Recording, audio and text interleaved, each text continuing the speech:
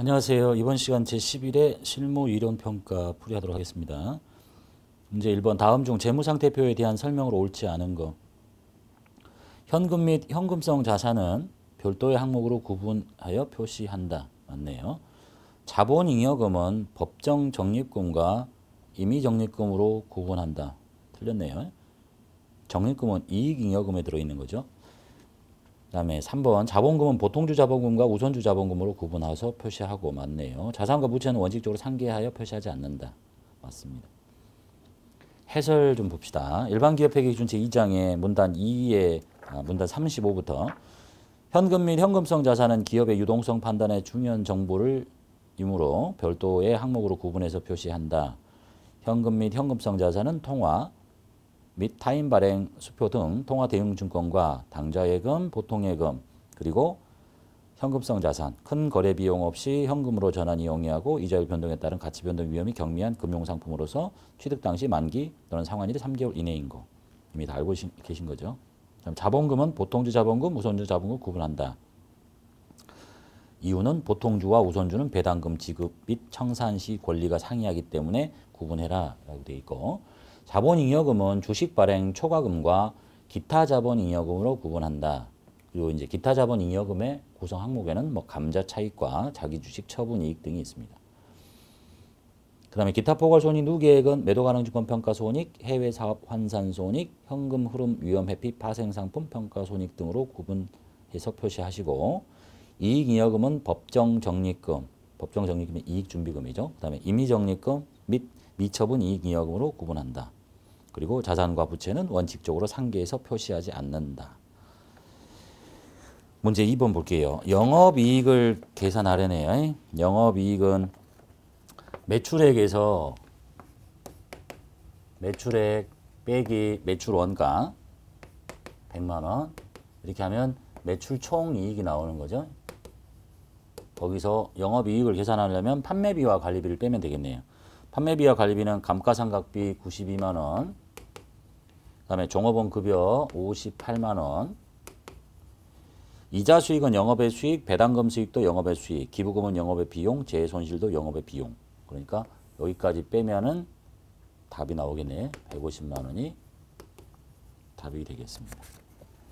3번 11월 15일에 단기간 내에 매매 차익을 얻을 목적으로 상장회사의 주식을 10주를 주당 2만 원에 취득을 했습니다. 그럼 이제 샀을 때 단기 매매 증권이었다는 얘기겠죠. 단기 매매 증권이 2만 원씩 10주니까 20만 원에 잡혀 있을 거고, 12월 10일에 전부 2만 1,000원에 매각을 합니다.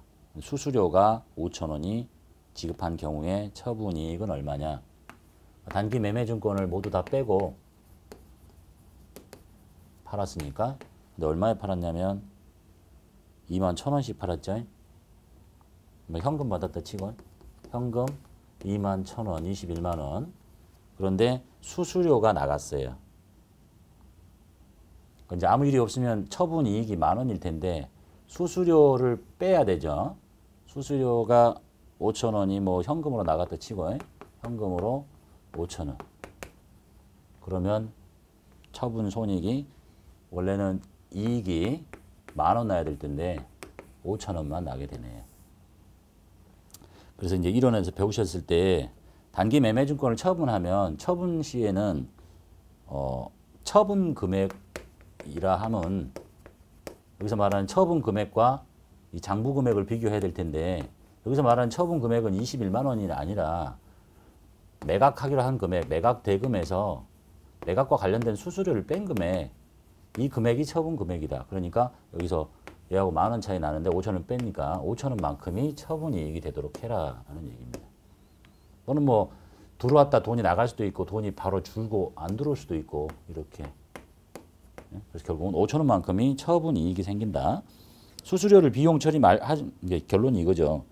처분 이익을 10,000원 만들고 비용을 5,000원 하지 말고 그냥 밥 줄이고 5,000원만 처분 이익으로 잡아라 라는 얘기가 되겠습니다.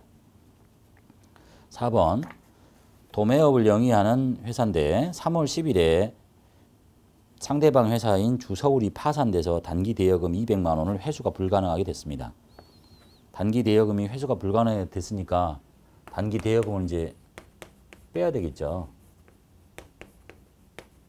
대손 처리해야 되니까. 그런데 이제 손익계산서에 계상되어 있는 계정 과목은 얼마냐? 대손 처리하려면 대손 충당금 잔액이 얼마 있는지 보셔야 되겠죠. 근데 3월 10일 이전에 단기 대여금에 대해서 충당금의 잔액은 80만 원 남아 있어요. 대손이 200만 원 났는데 80만 원 남았으니까 대손 충당금을 80 갖다 쓰고 나머지 120만 원만 비용 처리하면 되겠죠. 근데 이게 매출 채권이 아니잖아. 그러니까 여기다 대손 상각비를 쓰는 게 아니라 기타의 대손 상각비를 씁니다. 기타의 대손 상각비, 영업의 비용, 판매비와 관리비인 대손 상각비가 아니라. 5번 볼게요. 다음 중 이익을 증가시키는 결산 정리 사항으로 옳은 것. 이익을 증가시킨대요. 분개를 해보면 되겠죠. 이자 수익으로 인식한 단기 대여금 이자 수취액 중에 이미 이자 수익으로 잡아놨다는 얘기예요. 그런데 내년 것이 있더래. 그러니까 이자 수익을 취소시키라는 얘기겠지. 이자 수익을 취소시키고 이자를 먼저 받았잖아. 선수금의 성질이 같네요. 선수 수익. 수익이 취소됐어요. 이익을 증가시키는 거니까 수익이 취소됐으니까 이거는 감소를 하는 결과가 되는 거고. 구입 시 비용 처리했는데 미사용 소모품이 있더래요. 비용 처리했는데 미사용한 게 있잖아. 그러면 소모품 B를 취소시키고 비용이 취소시켰으니까 이익이 증가하는 효과를 나타내게 되겠죠. 그 다음에 여기는 소모품이라고 갈아 끼우고 그 다음에 임차료 미지급분을 잡는 계산한대요. 임차료를 안 잡아놨나 봐. 임차료라는 비용이 생겼죠. 그러면 순이익이 줄어들게 됩니다. 못 줬잖아요. 미지급금의 성질이 같죠. 미지급 비용과 함께. 그 다음에 네 번째, 비용으로 계상한 보험료 지급액 중에 이미 비용으로 처리했는데 내년 게 있더래. 보험료 취소시켜라 이런 얘기네요. 비용이 취소됐죠? 그럼 플러스 효과를 나타내. 미리 줬잖아요. 선급금의 성질이 같네요. 선급 비용과 함께. 그래서 이익을 증가시키는 결산 정리 사항은 이 두 개네요. 나와 라. 4번이 답이 되겠습니다. 6번 다음은 재무상태표 1부인데 차량 운반구와 관련된 설명으로 옳지 않은 것. 이 차량 운반구는 전기 7월 1일에 취득했고 그 이후에 취득하거나 처분한 자산은 없다. 전기 거를 먼저 쓸게요. 전기에 차량이 300이고 이제 취득 원가겠죠. 그 밑에 감가상각 누계액이 붙어있네요. 30만 원. 전기에. 그리고 단기에 취득 원가의 변동이 없었으니까 그대로. 그리고 90만 원이 됐네요. 그럼 여기서부터 여기까지가 이제 단기에 감가상각비가 있었으니까 감가상각 누계액이 늘어난 거지. 60만 원의 감가상각을 했네요. 자, 읽어볼게요. 1번 차량 운반구의 취득 원가는 300만 원입니다.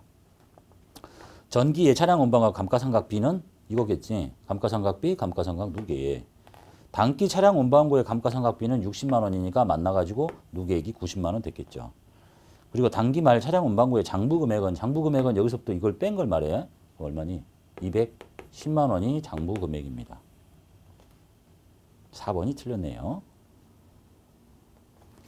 7번 소매업을 영위하는 항공의 영업손익에 영향을 미치는 거래. 영업손익은 아까 여기서 나왔던 거 똑같죠? 매출액에서 뭘 빼요? 매출 원가를 빼고 요거를 매출 총이익이라고 하고 여기서 판매비와 관리비를 빼고 그러면 이제 영업이익이라고 하겠죠. 이익이 나면 영업이익, 손해가 나면 영업손실. 여기에 영향을 미치려니까 요 위에 것들 요것이 움직이면 되겠죠. 1번 상품 홍보를 위한 광고 선전비는 여기에요. 요걸 움직였네요. 그 다음에 사무실 인터넷 사용료도 여기에요. 차입금에 대한 이자는 요 밑에 영업 외 비용에 들어있어요. 그러니까 상관없겠죠. 종업원을 위한 교육비도 여기 들어있네요. 결국은 다 세 개가 판매비와 관리비고 나머지는 영업 외 비용입니다. 8번 볼게요. 다음과 같은 조건으로 자금을 차입했다. 기말에 12월 30일에 비유동 부채에 계상될 차입금. 비유동부채로 계상될 거. 자, 올해 1월 1일 날 돈을 빌렸는데 2,400만 원을 차입을 했습니다. 3년짜리야.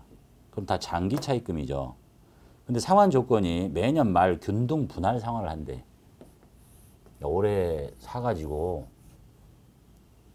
여기서 차입을 했는데 매년 말 여기서 한번 갚고 여기서 갚고 여기서 갚겠대. 매년 말 균등 상환 3년으로 그럼 3, 8에 24, 800만 원씩 갚아버리겠다는 얘기죠. 그런데 이제 요날 현재의 비유동 부채로 보고되는 금액이 얼마냐? 이 중에 전체 2,400 중에 일단 800은 갚았을 거고 없어졌죠. 그럼 나머지 800은 여기 갚는 거죠. 그럼 보고기간 종료로부터 1년 이내에 갚아야 되잖아. 그럼 얘는 유동성 대체를 해야 되는 거잖아요. 유동성 장기부채로 800만 원이 남게 되고 나머지만 비유동부채인 장기차입금으로 남게 되겠네.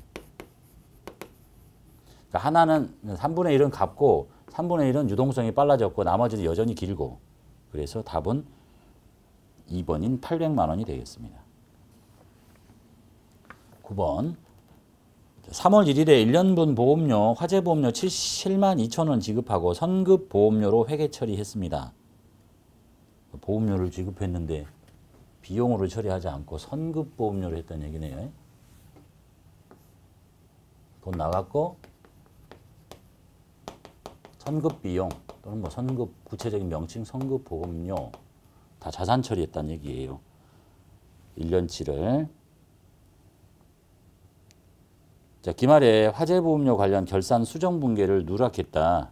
자, 이제 이렇게 했으면 이게 1년치가 7만 2천 원이니까 곱하기 12분의 올해치만큼은 비용을 만들어야지. 3, 4, 5, 6, 7, 8, 9, 10, 11, 12 10달치가 올해의 비용이 돼야 돼요.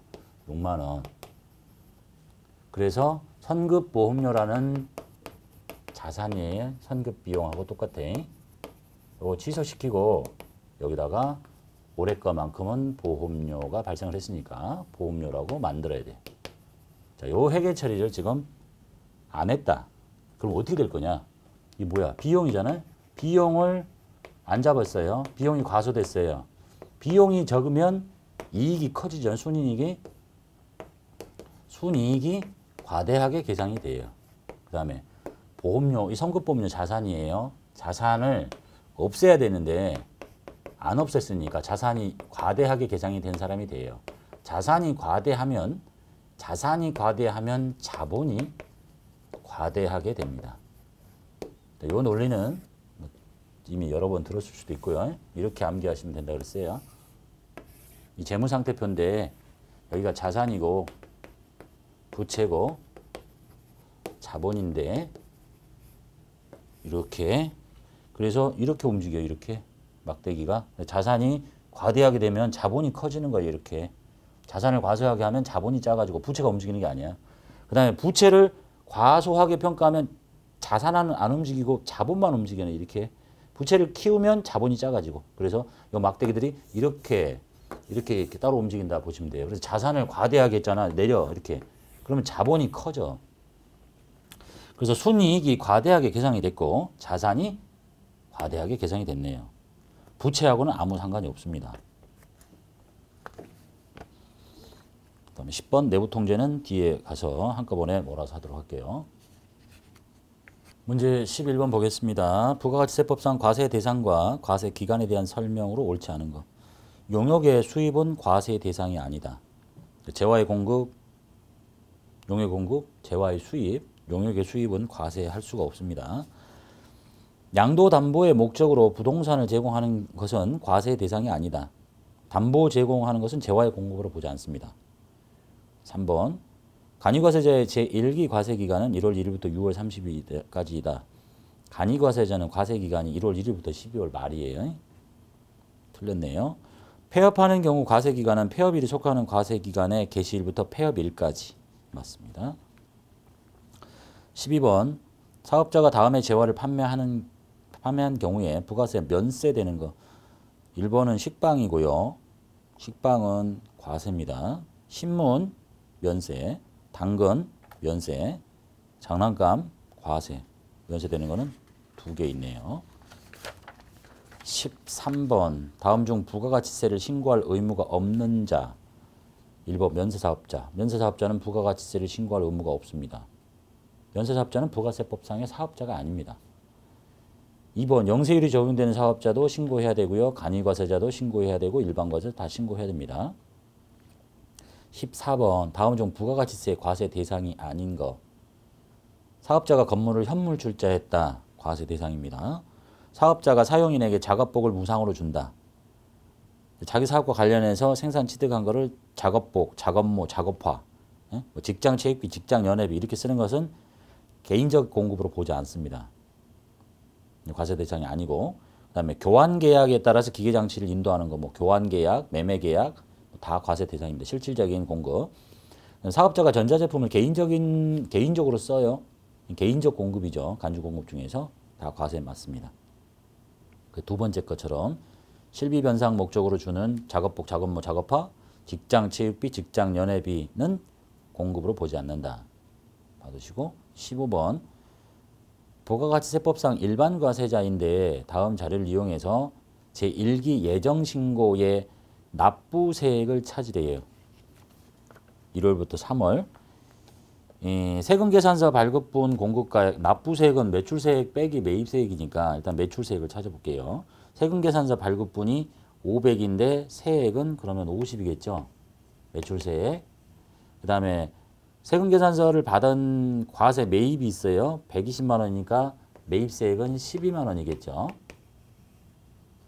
그 다음에 세금계산서를 받은 공급가액 100만 원짜리, 이것도 수치니까 매입인데 대표이사의 업무용 승용차야, 수리비야, 비영업용 소형 승용 자동차죠. 2000cc니까 이것에 매입세액은 공제되지 않습니다. 결국은 되는 것은 50에서 12를 뺀 금액만큼이 납부할 세액이 되겠다라는 얘기네. 38만 원. 자, 여기까지 하고 마치겠습니다. 이건 칠판은